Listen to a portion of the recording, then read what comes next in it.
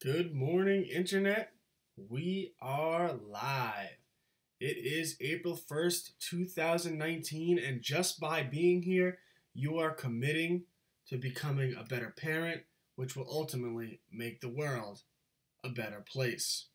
So, last week we had a lot of fun doing talent stacks. We talked about Owen Benjamin and Vox Day and how their talent stack had essentially made them bulletproof, so that no matter what they do, when big institutions come at them and try to destroy them, whether those institutions be Hollywood, whether those institutions be social media, but these big, powerful megacorporations attempt to destroy them and are unsuccessful because both have talent stacks which provide them flexibility so that they can protect themselves, remain strong, remain independent, and be the primary people in control of their own lives, which ultimately, as parents, what we want is our children to have control of their lives.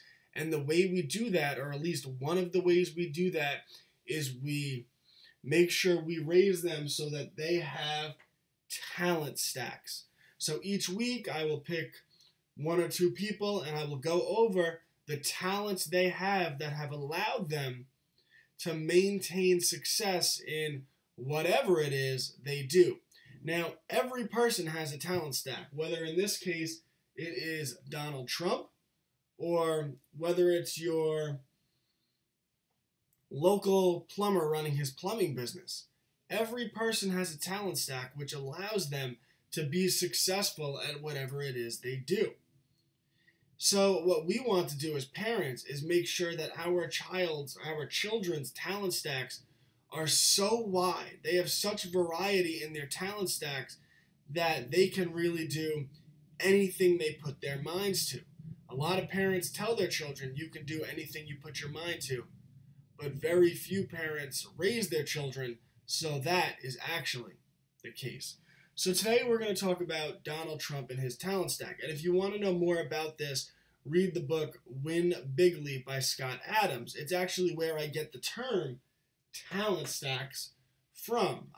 Prior to that, I had developed a theory, but I said, I don't know what to call it. Should I call it a skill set? Should I call it a set of abilities? What should I call it? And then I came across the concept that I had thought of in Scott Adams' book, Win Bigly, and he called it talent stacks. And in that book, he talked about the talent stack very specifically of President Trump. Now, keep in mind, this is not about whether you like Trump. Some of you might hate Trump. For the same reason, if you think Barack Obama doesn't have an amazing talent stack, well, you might have some cognitive dissonance going on in that head. Any person successful at that level has a very impressive talent stack which allows for that success. So, Donald Trump and his talent stack. So, if you read Trump's book, you know that, The Art of the Deal, you know that he originally made his money from real estate. As he would say, my dad gave me a small $1 million loan. A small $1 million loan in 1970. Right, Donald. But he did take that money and turn it into billions of dollars. Now, people who like to be cynical can say, well, he could have just put that money in the stock market and left it there. Well, he didn't. He spent that money on real estate. He spent that money starting businesses. He spent that money getting in a TV show. He spent that money getting involved in politics. And he's been very successful at every one of those things. So again, if your reaction is, no, he's just lucky, you might have some cognitive dissonance going on in your head. So he broke in with real estate, and because he grew up watching his father do real estate and really being in negotiating rooms with his father, reviewing the markets with his father, he learned a tremendous amount about business, which allowed him to eventually be very successful doing real estate. The first thing that Trump has is obvious: financial literacy. He's able to identify what is an asset versus what is a liability, what will eventually go up in value, what will go down in value, and because of that, he's able to make positive decisions when it comes to real estate. And part of the reason he's able to do that is he grew up analyzing markets. He is able to identify what is an asset, what is a liability, and what is undervalued within a market. So he identifies buildings which might be a little bit undervalued, and he makes a play at them, and eventually the real estate that he has bought over time, we've learned he makes very good decisions. He bought property in Manhattan when Manhattan was down, that people thought he was crazy for buying, and he got it at a very low price, and today that's Trump Tower in Manhattan, and it's one of the most valuable pieces of real estate in the world. And with that, I mean, if you just look at his Trump Tower in Manhattan, you see why he's very good at negotiating, why he has knowledge of the legal system, knowledge of politics. Because if you read his book, the building he bought was actually, the front of the building was on a street that was not so prestigious. So what Trump did was he moved the front of the building, right? He put a door in a different part of the building, and he lobbied the local government to allow him to change the address of Trump Tower so that the address was in the more prestigious location. He then marketed the building as a high-end hotel, and the result of that was the value started to go up and up and up. He was able to go from a hotel that people didn't want to stay in to, or a building people didn't want to stay in, to a building which rich people paid top dollar to live there. So this was all part of the Trump talent stack, and you see it play out time and time again. If you read his book, it really is fascinating. There was his negotiating skills. When he was getting into Atlantic City, he made deals with Holiday Inn. So Holiday Inn came in as a partner with him, and they were 50-50 partners. And so they partnered in Atlantic City. He basically got Holiday Inn to lay out all of the expenses for his Trump casino. And then after some time, I forget exactly what he did, but basically he shorted Holiday Inn. I don't know if they were already out of the business or whatever it was, but how did he play Holiday Inn? It's really fascinating. I'm trying to think back. I haven't read The Art of the Deal, and it's been a little while now. You know, basically what he started to do was sell all of his stocks. And that made Holiday Inn panic, and they sold their shares in Trump Tower, and then he was the one that bought them up. And he wound up having everything when he got them to pay for half of it. So it's understanding leverage and having a business sense and a sense of making deals, something we see time and time again. But we see his financial literacy, understanding assets versus liabilities, his ability to read markets, his ability to negotiate billion-dollar deals. Like I said, read his book, What He Did with Holiday Inn. It's nothing short of brilliant in terms of negotiating. It's understanding how to get leverage, and this is the same thing you see him do in his politics, right? When he deals with Kim Jong-un, right, what did he do? First, it's a tweet. I have bigger rockets than you. I have a red button also. Kim's the little rocket man. And he's doing all of this to what? To intimidate Kim Jong-un. So he makes Kim Jong-un nervous, gets Kim Jong-un to agree to meet. And then when they meet, what does Trump do? He takes a complete 180. So he actually showed Kim Jong-un models of North Korea basically resembling South Beach in Florida. He said, look, yeah, I have a bigger button. Yeah, I could blow you up. And if you don't work with me, yeah, there's a good chance I'm going to send the military in and we're going to kill you and take over your country. But if you play ball with me, not only are we not going to kill you, Kim, but we're going to turn North Korea into South Beach in Florida. You're going to be a tourist destination. It's going to be an economic boom.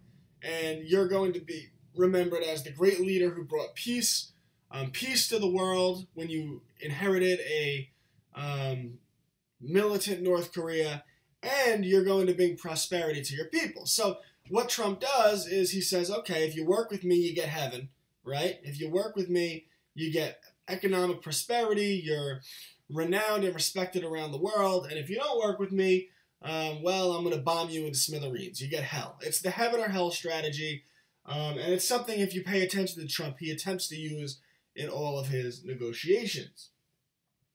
Money management, of course, right? I mean, he's dealt with billions of dollars.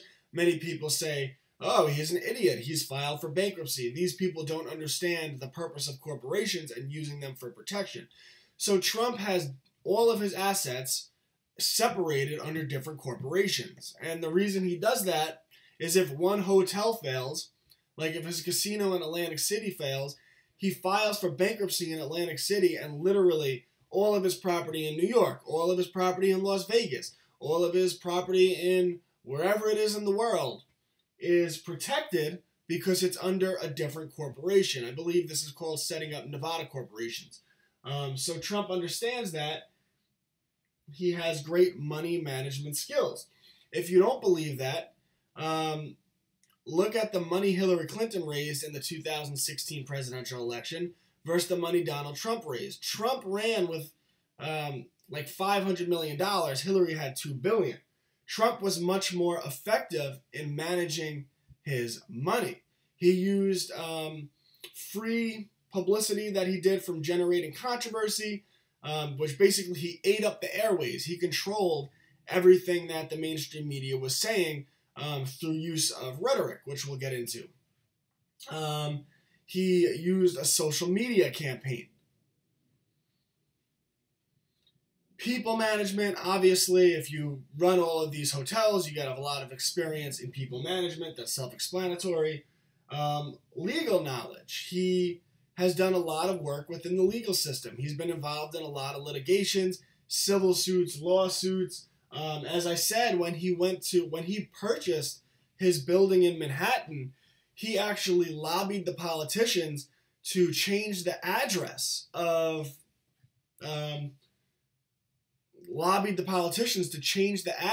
his building to a more prestigious address.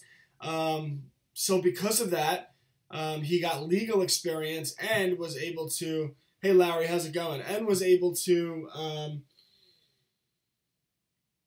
increase the prestige and the financial worth of his building. And of course, Trump's been involved in, so many legal disputes. It's laughable. You read his book, whether it's him being sued or him suing people, but all of it, what it did was it gave him inside knowledge into how the legal system operates.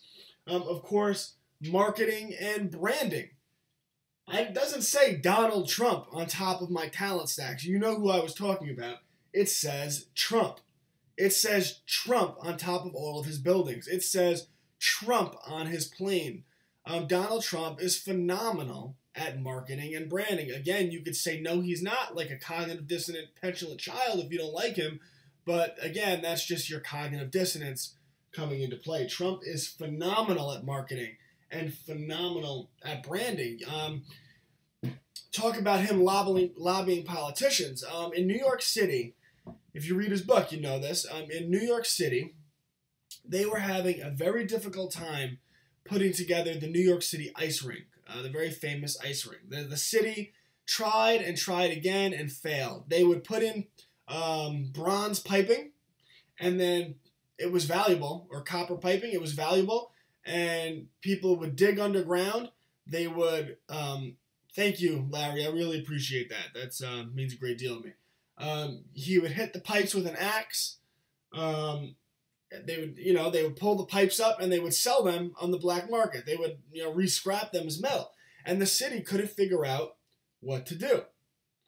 So Trump starts lobbying the city because he decided, because he has a good PR mind, that it would be good marketing if Trump came in and saved the ice skating rink for the city. He wanted the good press, so he volunteered to do it. And the mayor of New York, who he had a bumpy relationship with at the time because they had sparred legally so much, said absolutely not. So Trump started doing all these press conferences talking about how he wanted to help the ice skating ring and he wanted to do it for New York City. And this started to, because of what he was doing with publicity, started to put all this pressure on the mayor of New York, because Trump's taking out newspaper ads, Trump's on TV saying, I'll do this for free. I'll fix the ice skating ring. Why won't the mayor let me do it? And then people start putting pressure on the mayor. He's using marketing to exert pressure on the mayor. And this also has him get involved in politics and how to use leverage to get what you want in politics, how to market yourself, how to brand yourself. And eventually the mayor of New York gave in and allowed Trump to fix the ice skating ring. Talk about people management. The city couldn't figure out how to build this ice skating ring. What does Trump do? He says, who makes all the ice skating rings in Canada? Who does that? He figures it out. He gives that guy a call. He says, listen, this is what's going on in New York. This is why I'm having problems. The guy who does the ice skating rings in Canada says, this is your problem. Why don't you use, it's like a rubber material, instead of the copper or whatever it is, and no one will want to steal it, and it's cheaper. So he's like, obviously I'm going to do that. So Trump uses this rubber material. The problem of everyone stealing the piping goes away. Within months, ahead of time, on schedule, under budget, Trump has this ice skating ring up and running. The city was over budget, couldn't get it done for years.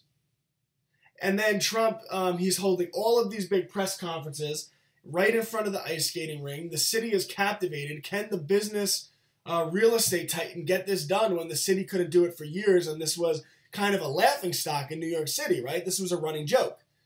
Oh, the city's so inefficient. Now Trump comes in.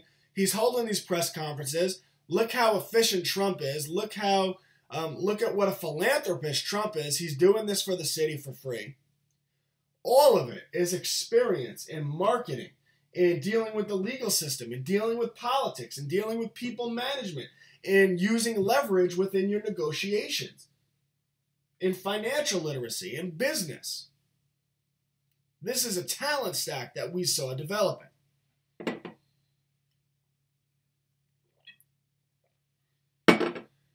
But Trump had quite a good talent stack. So first he gets the good publicity, right? He's known as the business titan. So what does he do? He winds up getting himself on The Apprentice, on television. And you can say, oh, Trump's an idiot. No, he's not an idiot. Again, that's cognitive dissonance. He had one of the highest rated shows. What the highest rated show? It was a very successful show on NBC. And because of that, marketing, branding, right? He had branded himself as the business titan. Everyone wanted to see, just like Mark Cuban with Shark Tank, what this business titan did behind the scenes, what he had to say. He branded the show very well with what? You're fired, right? He had a catchphrase. It became a pop culture sensation, right? People all over their regular lives, before they decided they hated Trump, would say, you're fired. They would do it because as a reference to that show. Great branding. Trump, one of his skills, which benefits him later in politics, is he's very funny. He's quick on his feet. He's witty, and that helped him in his TV show. So he was very successful in business and real estate, very successful in television. What you see is a talent stack that allows the transfer of success from one area to another. This is the type of wide-ranging talent stack that we as parents want to develop within our children. This is how you make them strong and independent so that they never have to rely on anyone else. Politics. So Trump is very good at public speaking. The example I used with his ice skating ring, he got a lot of experience with public speaking. And we saw that with his politics. He holds these huge rallies, and he's very effective at working the crowd. Again, you could say it's because the crowd's just a group of uneducated idiots, but yeah, man, the cognitive dissonance really setting in. It's the same thing if you say Barack Obama is not good at public speaking. You might not like what he's saying. I definitely don't like a lot of the things Obama said, but I don't have cognitive dissonance. He's obviously very good at working a crowd and public speaking. I mean, I've seen the man break into Barry White and start singing, and it's like the girls in the crowd were going to start throwing their panties at him. Very good at that. Humor mixed with intelligence, by the way. Remember, he was debating Hillary Clinton. Live debate. All of the world is watching. Probably 50 million people. And Hillary Clinton goes on her rant and says, well, it's a good thing she's basically calling him a dictator. And it's a good thing a person like Donald Trump isn't in charge of the laws in this country. And without a beat, Trump says, if I did, you'd be behind bars. Kill shot. All of America was laughing. Even Hillary Clinton supporters were laughing. You couldn't not laugh. It was so clever. It was so witty. It was hilarious. It was on the spot. I wish it were true. Obviously it's not. But humor. He used that phenomenally during his campaign. Public speaking and humor. All right. One of the first presidential debates, right? Trump has catapulted to the top of the polls, but there's this huge Republican field. And Megyn Kelly the media decided it was time to take out Trump. Many people don't remember this. Fox News decided it was time to be gone with Trump because he wasn't the establishment candidate. Bush was the chosen one at that time. So Trump's on stage and Megyn Kelly asks him a question. You have called women fat pigs. You have made them into sexual objects. I'm paraphrasing. You have called them sluts and whores and demeaned them. And before she even finishes her question, what did Trump do? A lot of politicians would have a hard time dealing with this. Before she even finished her question, Trump comes in and goes, he just says, only Rosie O'Donnell. None of anything Megyn Kelly said mattered anymore. This was hilarious. And it, on the bottom, it says, bro, stop writing backwards. You have to watch me on my YouTube stream, and then you'll be able to see what the board actually says. But yeah, this is just, I doubled the stream on my cell phone for Facebook. Anyway, so Trump just says, only Rosie O'Donnell. And again, if you didn't like him, everyone in America laughed. That was hilarious. It was witty. And Trump uses this all throughout his campaign to win. Humor is a very good skill. So he's good at public speaking. He's good at humor. He has political insight. Remember, he used political leverage to get the ice skating ring in New York City. He used political leverage to get the address of his Manhattan Trump building changed to add to prestige. He has experience funding both the Democrats and the Republicans, right? He didn't deny this during his campaign. He said, oh yeah, I purchased the Democrats, I purchased the Republicans, I owned them all. Well, what he learned, he gained political experience, the inner workings of politics. So even though they said he's not a politician, yes, but he had a lot of experience with politics. Branding, right? I just wrote Trump on the top, and all of his towers and his plane, they say Trump. That's a prestigious brand. Well, what did he also do? He branded his political opponents. Low energy Jeb, Little Marco, Lion Ted, Crooked Hillary. Trump was very effective at branding his political opponents. You know what's fascinating? His political opponents never effectively branded Trump. I mean, they did brand him as a racist. That was the brand they used for Trump. But they never did the catchphrase, right? It wasn't Crooked Hillary, Lion Ted. They were never able to get blank Trump, which is very fascinating. You would think that's not that hard to do, but apparently Trump's Teflon.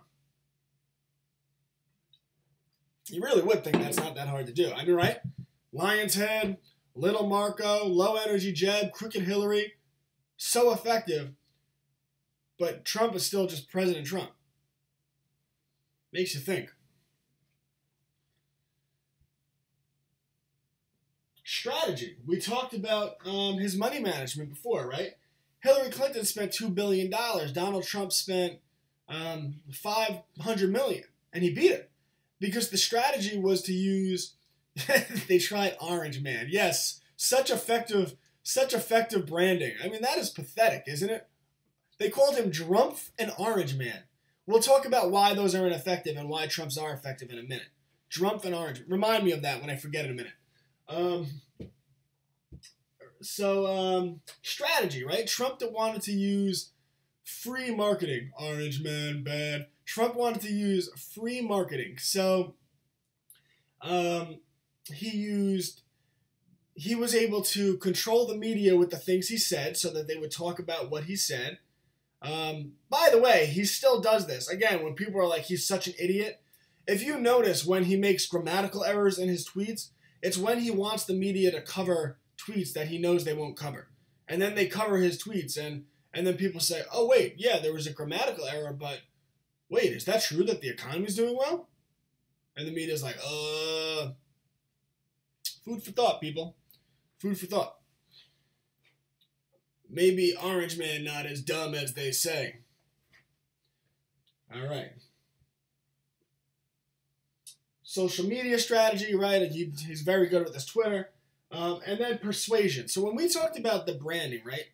Trump is phenomenal at rhetoric and persuasion. And this is something that you want to make sure, a talent you want to make sure your children have. Which means you have to introduce them to the concept and talk about the concept all the time from a very young age. It's harder to be good at this when you grow up without it in your mind. But talk about persuasion, right? We just talked about the branding, how they tried to brand Trump. Orange Man, right? It's very poor persuasion. I mean, yeah, if you don't like Orange Man, you're like, okay, yeah, well, haha, he's orange. And he looks funny. But there's no connotations that come with it, right? Orange Man is just Orange Man. What's the connotation? Okay, yeah, he looks orange. Drumpf. You don't like him, yeah, that's funny. What is the connotation that comes with Drumpf? It's just, I don't like him. He's orange, I don't like him. He's Drumpf, I don't like him. There's nothing you associate with that. Look how Trump branded his political opponents. Crooked Hillary. This is very persuasive. Why? Because during the presidential election, there were constantly stories coming out, true or false, of Hillary doing corrupt things. And with Crooked Hillary, every time you heard one of these stories, it fit in perfectly with the nickname Crooked Hillary. So every time a story came out of, whether true or false, that Hillary Clinton did this, you would say, oh, Crooked Hillary. So the name has a snowball effect, right? This is effective persuasion. Lying Ted. Politicians, including Trump himself, use lies and white lies on the campaign stump all the time. So now every time Ted Cruz said something that was a lie, a white lie, an exaggeration, hyperbole, or just perceived as a lie, you would say, oh, I see why they call him Lying Ted. I see why they call her Crooked Hillary. I see why they call her Lying Ted. Low energy Jeb. Every time Jeb Bush was on the campaign trail and he looked tired, which might have just been his general look, how he looks, people would say, oh, yeah, I see low energy Jeb. Right? So he did a very effective job at using persuasion within his branding of his political opposition. And he does this with a combination of rhetoric, right? He gets people really fired up. Now, the media would take his rhetoric and try to spin it into negative publicity, and they would make up their own lies. Like, you've heard Trump called all Mexicans racist. I mean, racist. He called all Mexicans rapists. Well, no, if you go back and look at the transcripts, that's fake news. He did not call all Mexicans rapists.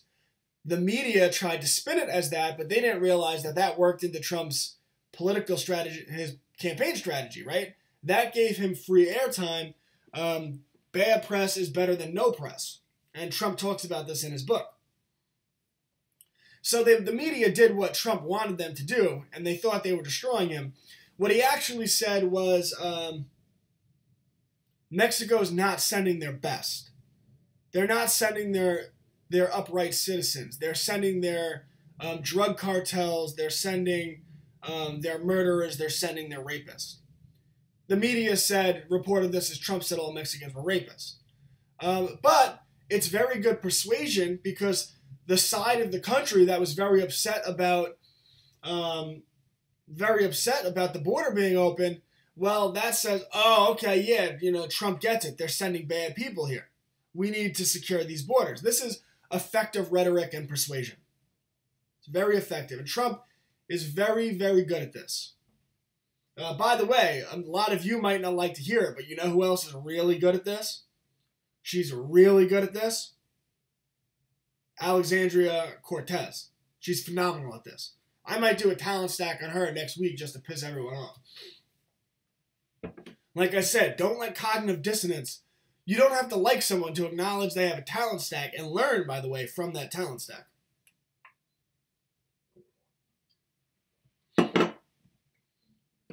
Talent stacks. The whole point of this is that you want to start to identify talent stacks in people.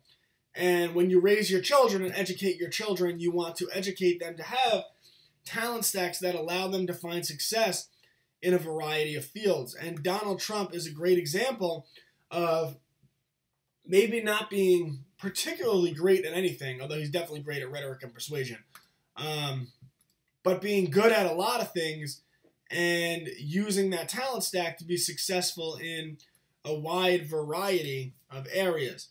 By the way, I just posted my other YouTube channel, Classical Learner. Please follow it. I will start producing content on it soon, and it will be very good spelling. Next year, it will be very good content. Also, follow my Facebook page, and if you want to support me and what I'm doing, FFR News Patreon, www.patreon.com/FFRnews. So if you have any questions, now would be the time to ask them, and then I'm going to call it a day. NXIVM, can't remember the spelling. Yeah, that was, I don't know what brought that up. That was I call it the Nexium, as the sex cult, right?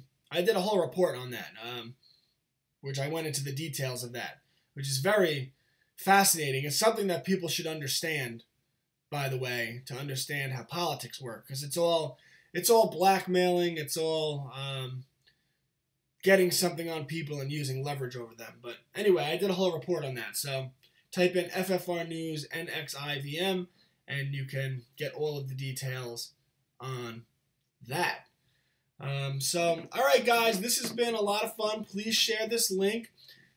Please tag people in this who have children, who want to help raise their children to be more capable and independent. So this is the talent stack of Donald Trump, and I'll continue to do a talent stack of one person weekly until everyone who's a parent gets the point that you should be trying to develop talent stacks in your young children. So thank you so much for tuning in. As always, power to the individual. Long live liberty. We are going to change the world.